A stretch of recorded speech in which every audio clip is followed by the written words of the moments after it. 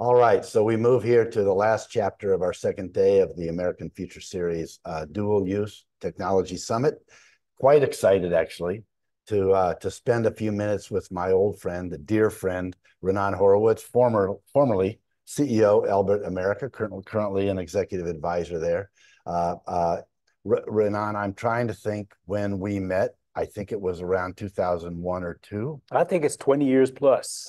Yeah.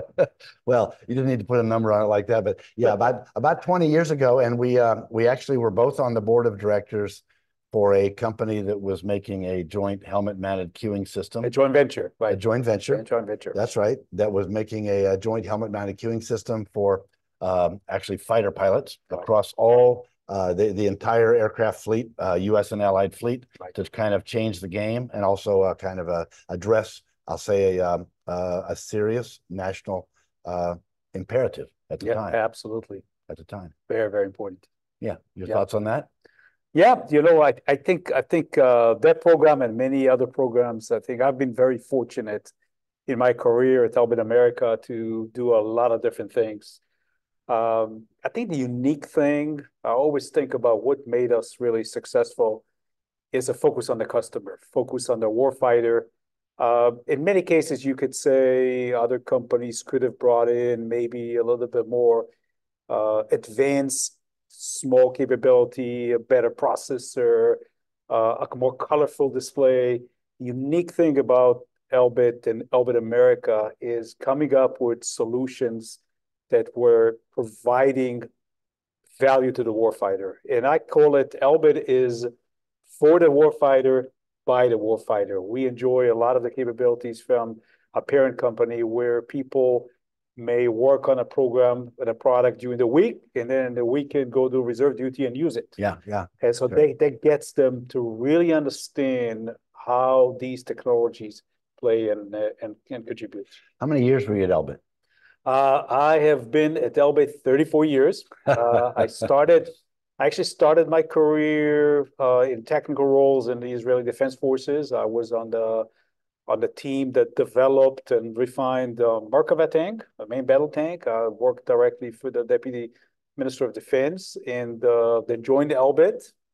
And then basically 32 years ago, I had the opportunity to be the one coming from Israel to join a handful of retired U.S. executives and start Elbit America as a greenfield operation, no contracts, no business. A startup. A startup, and all the way up to $1.5 billion. I'm very proud of what we've done. It's remarkable. It's remarkable. You've led differentiated growth, both organic growth as well as strategic acquisitions along the way. It has been a 20, 30-year, you say, journey. I've known you for much of that time. But in that period, you've led successful business growth, across defense, across military customers, as well as border security and commercial aviation, right? Yes. So currently, Elbit America has a portfolio that stretches across all of those. Can you characterize that just a little bit? Yeah. Because you, like I say, it came as a startup. Right. And you had to choose the market segments to go after. You chose focusing on the customer, solving the customer problem that they confronted. Just your thoughts on the journey a little bit, and then we'll get to the questions that we've talked about. So again, just from the unique thing I think about Elbit America is a very diverse business model. So still today, some of our business model is about taking proven capabilities from our parent company and adopting it for use. The joint helmet mounted queuing system is a good example, a few others. During the journey, we basically enhanced significantly our organic US capabilities. We have about 3,500 people right now in the US, 600 to 700 engineers, and we do a lot of organic development as well. In the last 5 years, we've been very fortunate to be able to invest about $1 billion of acquisitions, including the night vision business that we bought from Harris just before the merger with L3Harris. Actually, that's when L3Harris bought ITT. That's correct. Yeah. And we had the ITT had a night vision business, right? Yeah. I have some familiarity with that. Yeah, that's the business. You're very familiar. That's the business that invented I-square imaging. And we're now on the fourth generation of that technology. We were able to buy the sonobuoy business, Spartan, and undersea warfare capability that expanded our capability there.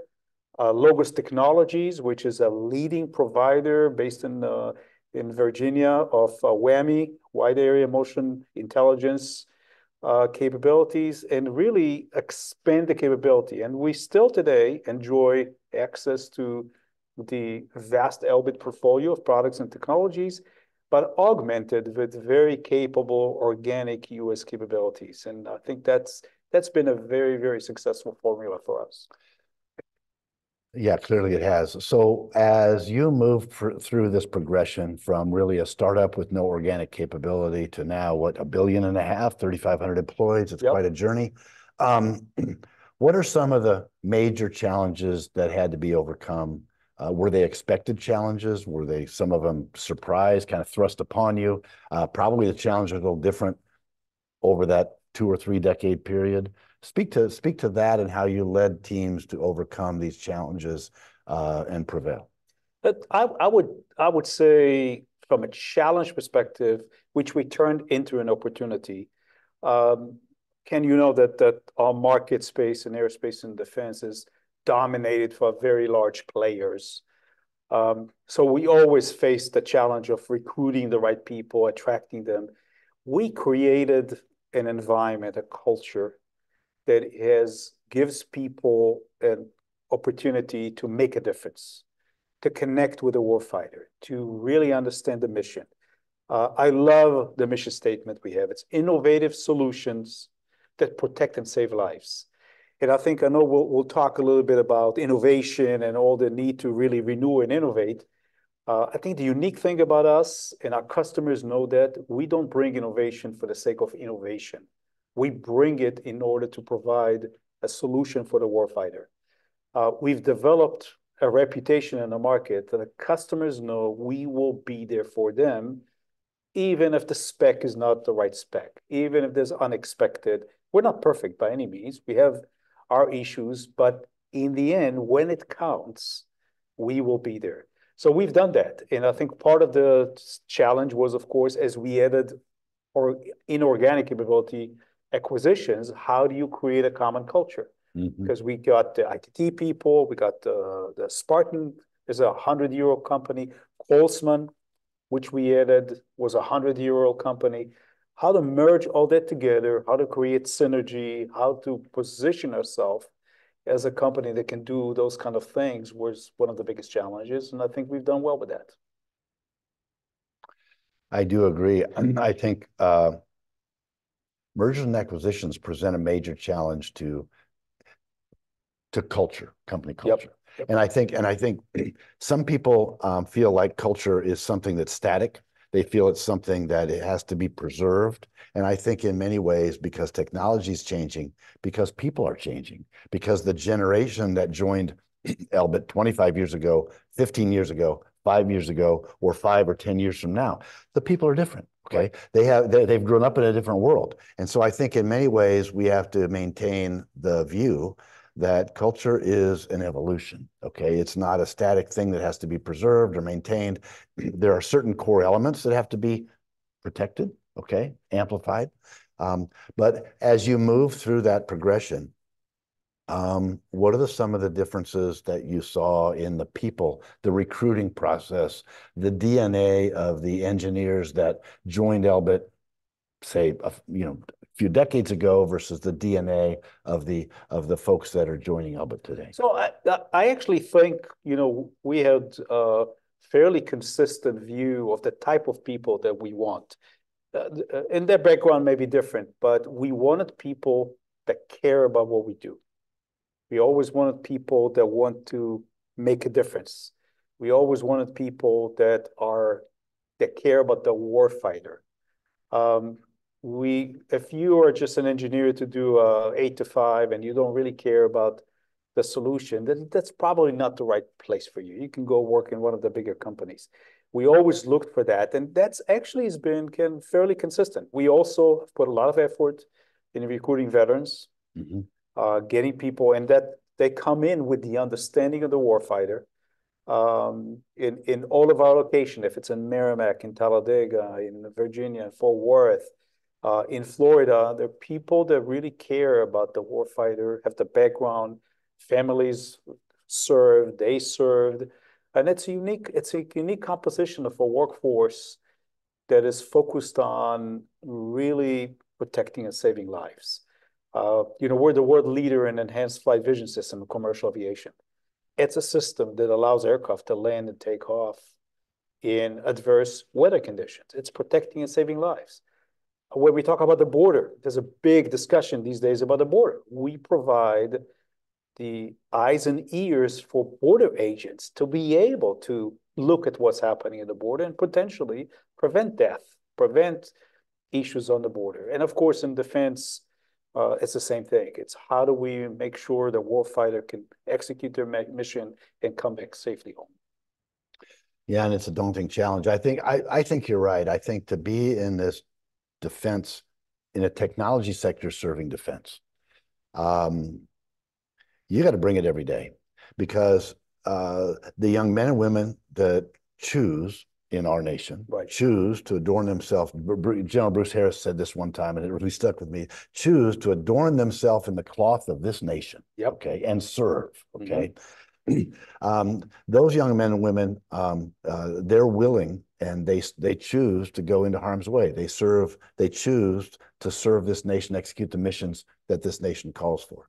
And if you're an engineer, a young engineer specifically, and you want to design technology that helps you connect with your buddies on a Friday night to go to a movie or have some pizza, I mean, that's kind of cool. You can see the advantages of that. But on the other hand, if you're talking about connecting your buddies at the tactical edge, okay, when you perhaps have a peer nation throwing all of its weight, muscle, and technology expertise against you, trying to block your ability, spoof your ability, impede your ability to do that. Now, all of a sudden, the calling for that engineer has a deeper purpose. It's totally different. And it's not for everybody. It's not for everybody.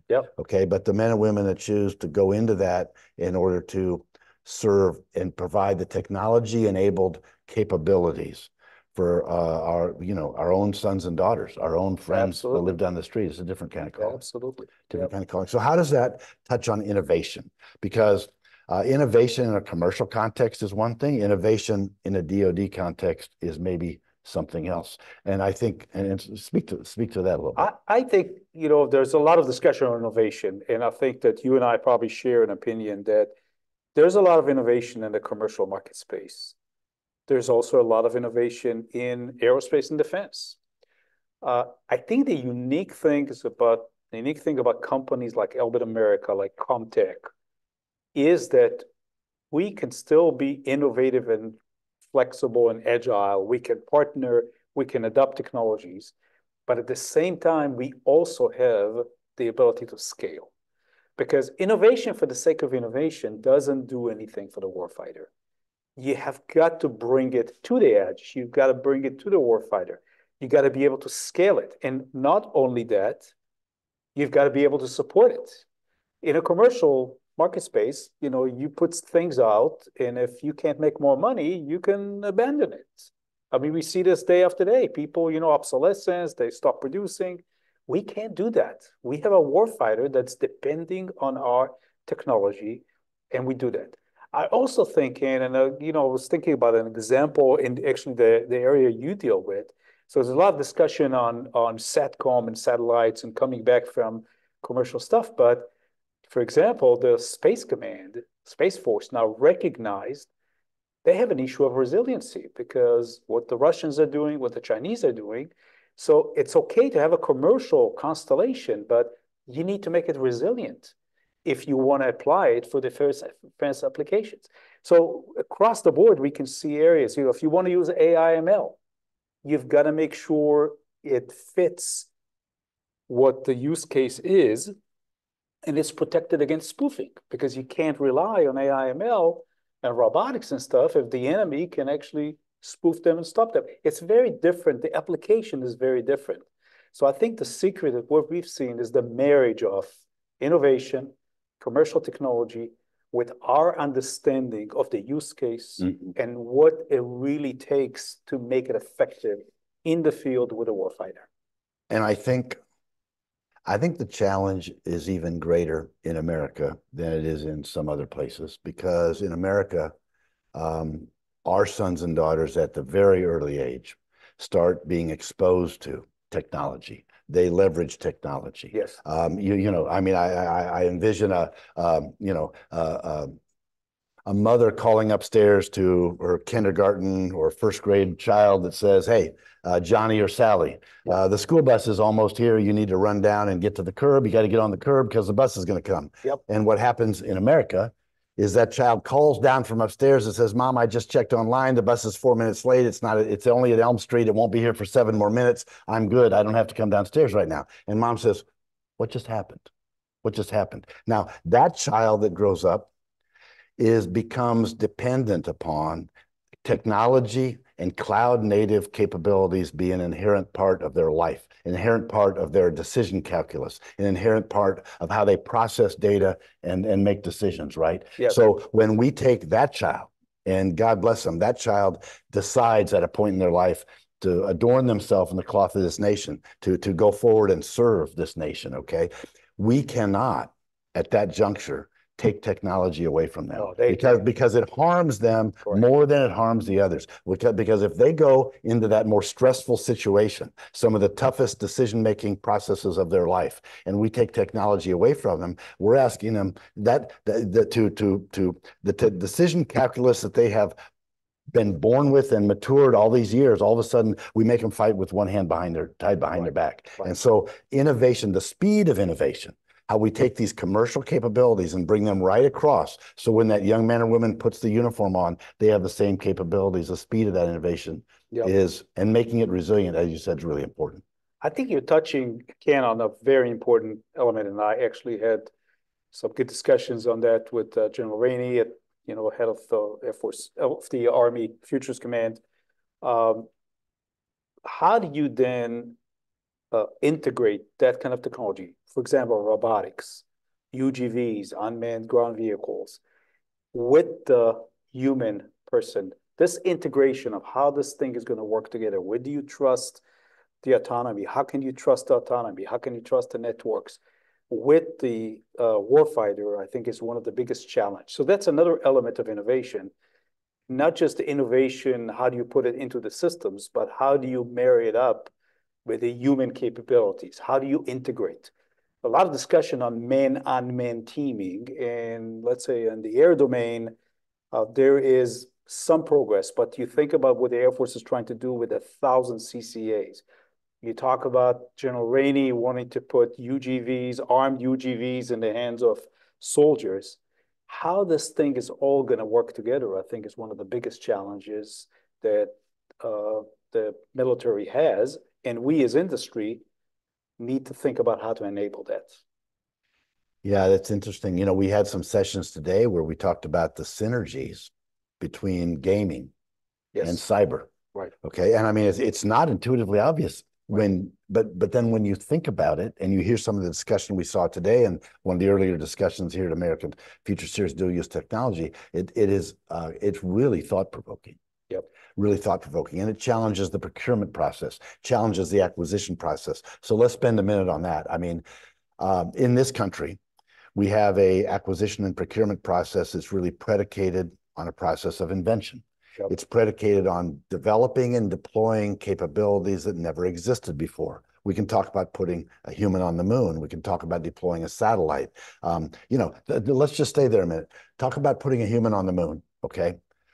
There was no single company in the United States that could serve as the prime on a program that large and that complex at the time. Okay, you had look at the inventions, the rocket engine, everything. I mean, Tang the breakfast drink, aluminum foil, the spacesuit, all of these things where you had to take a very difficult and large, complex systems engineering problem, break it down into pieces. And what do you suppose? NASA might have let 1,000 contracts, 10,000 contracts to do each of the little parts of that in order to put it all back together and create a capability that ultimately successfully deployed and put a human on the moon and return safely.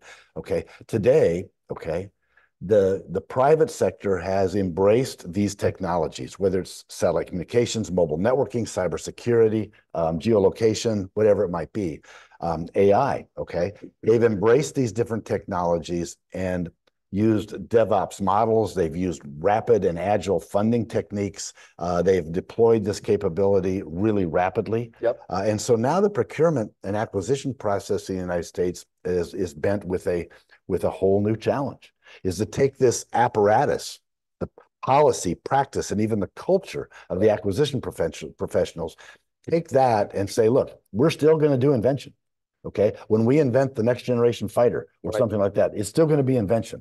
However, okay, we've got to respect the fact that the private sector is moving really quickly, that technology's trajectories are very steep and accelerating all the time. We go from 2G to 4G to 5G, whatever. And so now the challenge is, as a business leader who has demonstrated differentiated growth across multiple decades, how do we work within and yet work without, okay, in and around that acquisition process, and help it adapt to assess, adopt, apply, private sector. I think maybe I'll touch on one other dimension around that, which is there is, as you said, to do this thing, man on the moon, somebody needed to see the total picture.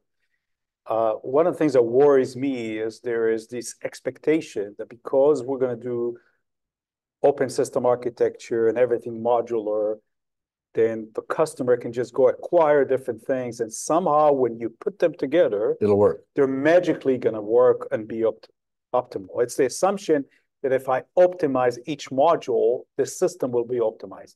Well, I mean, you look at an iPhone, you look at anything, it's not done this way. Yes, there are elements which are optimized, but somebody is looking at the total picture and understand it. I think that's very key. Now, I think the digital technology, modeling, simulation might provide a way to solve a lot of those things so that you can actually optimize. But I think the more worries me is the acquisition system. The process is assuming that just because it's open system architecture and the interfaces may be the same, you can put it together and it's going to work. And I think we're in for quite a lot of disappointments with that. That's a challenge that I see that we in industry need to help our customers resolve. Yeah, the systems engineering challenge gets even more complex because each of the building blocks are more complex. Correct. Okay. And now we've got to worry. Hardware and software, and it's all multidimensional. It's materials, different elements, and somebody needs to understand the total picture. By the way, that's been for us, and I'm sure for you as well, one of the biggest challenges.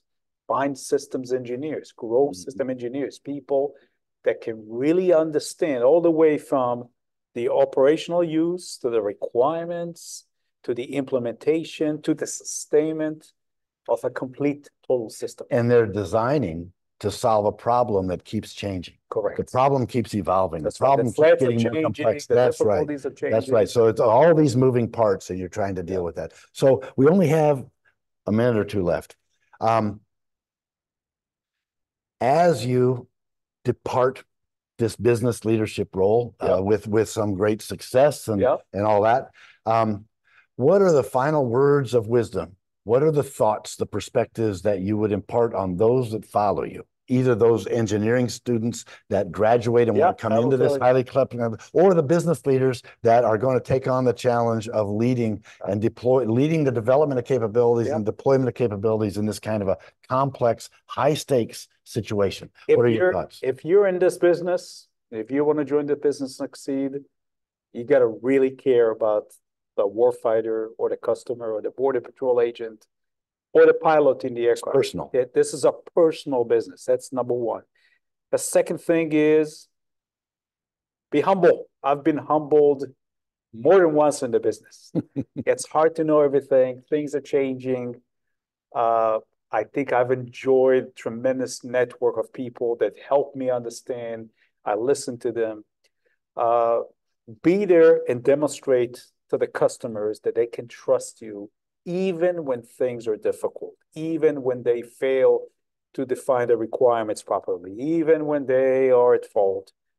be there for them. This is a long-term business. The relationship you and I have created, Ken, over decades is what makes us successful because people trust us. Those are the things I would say that help me make it happen. And I hope that people that follow me will do the same thing. It's been a pleasure. Raanan, it's been a pleasure knowing you these 20 plus years. It's been a pleasure working side by side from time to time. It's been a pleasure competing with you passionately. Okay? And I can tell you that I've enjoyed it very much. I've enjoyed it facilitating the opportunity for you to kind of recap this too. And God bless you, my friend. Thank you very much. It's a pleasure.